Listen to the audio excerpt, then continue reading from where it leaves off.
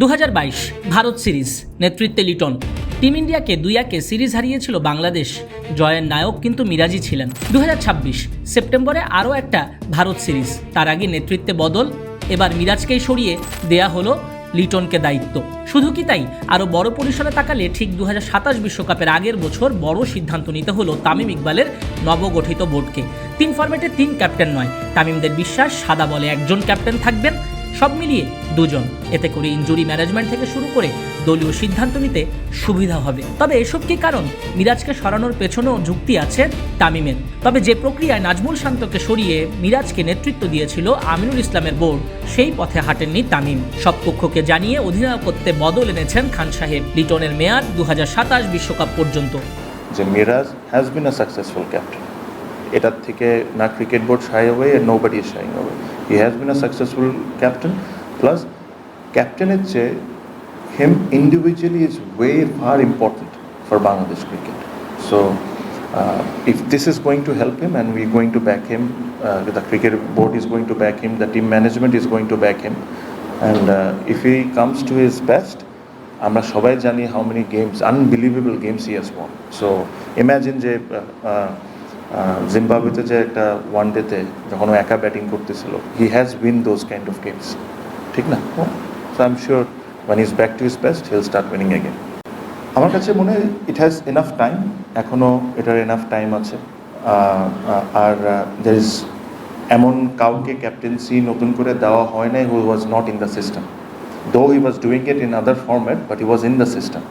So এরকম না যে নতুন করে একটা মানুষকে নিয়ে এসে দিয়ে দেওয়া হলো, যে যার জন্য কঠিন হয়ে যাবে 1 বছরে টিম সাজানো। যে ব্যক্তিকে দেওয়া হয়েছে সে অলরেডি একটা টিমকে হ্যান্ডেল করছে and he is doing it quite well. So I don't think this is a challenge, so this is just the change of names. বোনাস পরে সিরিজে ভরাডুবি, এভাবে কাঠগড়ায় ফেলতে চান না তামিম আর ক্রিকেটারদের। এখন থেকে 6 মাস মেয়াদি টার্গেট দিচ্ছে বোর্ড ক্রিকেটারদের, যেখানে দলগত ও ব্যক্তিগত উন্নতির লক্ষ্যমাত্রা থাকবে। কেউ ব্যর্থ হলে নিয়ম অনুযায়ী দলের স্বার্থে নেওয়া হবে ব্যবস্থাও। They have to come up with a 6 months plan. 6 মাসের মধ্যে ইন্ডিভিজুয়াল প্ল্যানস, টিম প্ল্যানস, 6 মাসের মধ্যে how much they are achieving, that is something that we going to sit and decide.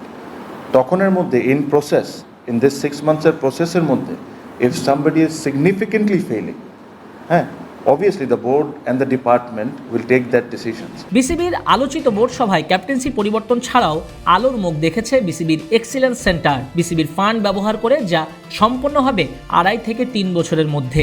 2031 পুরুষ ওয়ানডে বিশ্বকাপও আছে বাংলাদেশে, সে কারণে পূর্বাচল স্টেডিয়াম তৈরি করতে হবে খুব দ্রুতই। এজন্য লাগবে সরকারি সহযোগিতা। বাংলাদেশ জাতীয় দলের রিহ্যাব ম্যানেজার হিসেবে শ্রীলঙ্কান মারিও ভিল্লাভারায়ানকে আবারও ফিরিয়ে আনা হয়েছে, যিনি 2020 সাল অবধি বাংলাদেশেই কাজ করেছিলেন। এসেছিলেন 2014 সালে শ্রীলঙ্কান কোচ চন্ডিকা হাতুরু সিংয়ের সঙ্গে। সাম্প্রতিক সময় ইনজুরি নিয়ে এক গোলক ধাঁধায় পড়েছে Bangladesh cricket board.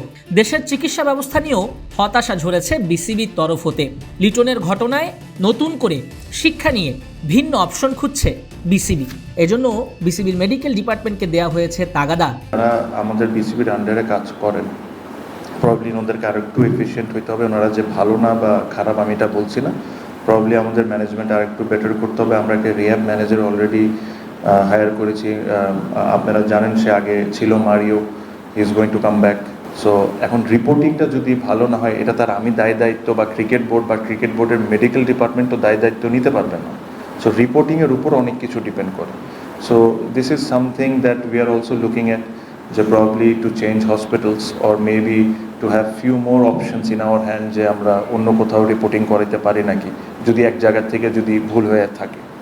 So these are the things that আমরা সিরিয়াসলি কনসিডার করছি। মেডিকেল ডিপার্টমেন্টের চেয়ারম্যানকে দায়িত্ব দেওয়া হয়েছে যে to list down the list of hospitals, যে যাদের সাথে আমরা কাজ করবো ভবিষ্যতে। নাজমুল সাকিব, কালবেলা।